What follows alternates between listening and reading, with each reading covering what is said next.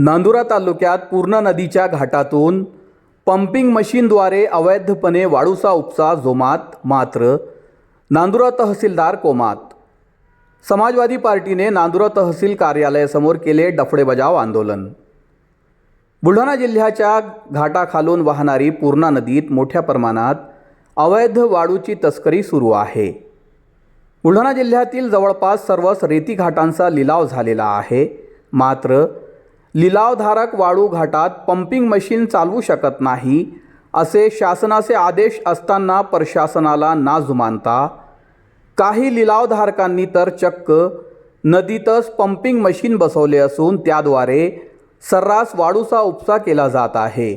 याबाबत समाजवादी पार्टीने अनेक वेळा प्रशासनाला निवेदन दिले, मात्र याकडे प्रशासनाचे दुर्लक्ष होत असल्याने समाजवादी पार्टीचे नेते आझाद खान यांच्या नेतृत्वात काल 20 जानेवारी रोजी नांदुरा तहसील कार्यालयात डफडे वाजवून अवैधरित्या पूर्णा नदीत बसविण्यात आलेले पंप काढून नियम धाब्यावर बसविणाऱ्या विरुद्ध कारवाई करण्याची मागणी केली आहे।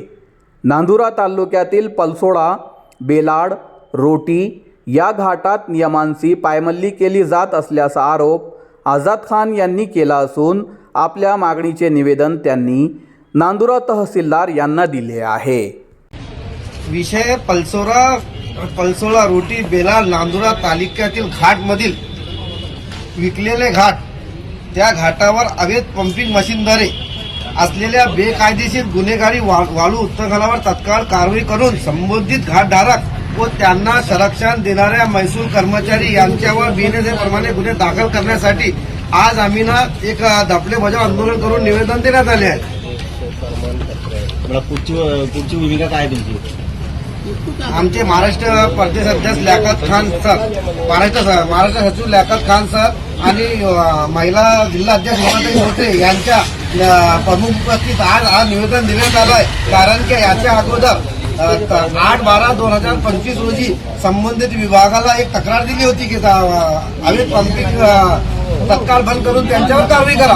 कोणतीही प्रत्युत्तर आम्हाला 8/12च्या तक्रार मिळालेली। त्यानंतर 13/1/2026 रोजी स्मरणपत्र देण्यात आल्या। त्या पत्रावर शासन प्रशासन, महसूल प्रशासन हा घाट झोपत असल्यामुळे त्यांनी कोणतेही प्रत्युत्तर दिले नाही। म्हणून त्या 13 तारखेच्या निवेदनात स्मरणपत्रात आम्ही स्पष्ट सांगितलं होतं की आम्ही डफडे बजाव आणि प्रशासनाला जगाव असं आंदोलन आम्ही 20 तारखेला करणार आहोत। त्यानंतर आज 20 तारखेला आम्ही डफडे बजाव आणि प्रशासन जगावाचं आंदोलन दिलेलं आहे। त्या आंदोलनात आमच्या मुख्य मागण्या पुढील प्रमाणे आहे की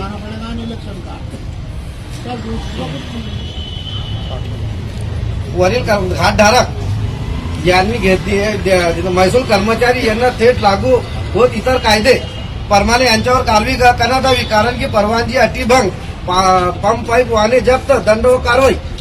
आमच्या ठाप मागण्या आहे की पलसोडा, रोटी, बेलाड, नांदुरा परिसरातील सर्व पंपिंग मशीन तत्काळ नष्ट करावेत। पंपिंग उत्खनन करणाऱ्या सर्व घाटधारकावर BNS प्रमाणे गुन्हे दाखल करण्यात करावेत। Dumper, trolley, motor, pipeline, generator व साहित्य जप्त करावे।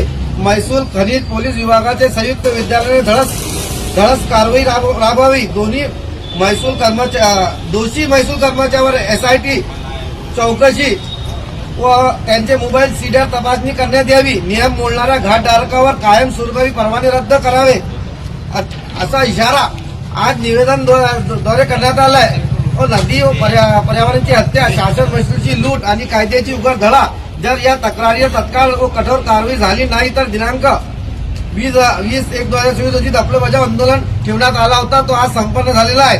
आणि याच नंतर तहसील कार्यालय यांना आम्ही या निवेदनाद्वारे पुन्हा एक चेतावणी दिली आहे की नांदुरा तालुक्यात जिथे तिथे पंपिंग वाळू उत्खनन सुरू आहे, तुम्ही तत्काळ कारवाई केली नाही तर प्रत्येक घाटावर, प्रत्येक पंपीवर 2-2 कार्यकर्ते बेमुदत उपोषण बसतील। या आंदोलनाचा कायदा स्वतःपासून निर्माण झाला, त्याची संपूर्ण जबाबदारी प्रशासनाची राहील असं आज निवेदन देणार। लवकरात लवकर कारवाई झाली नाही तर आम्ही संविधानाप्रमाणे उपोषणावर संपूर्ण पंपिंग दरावर समाजवादी जिल्ह्यातील व तालुक्यातील समाजवादी कार्यकर्ते त्या पंपिंग मशीनवर जाऊन बसणार आहे।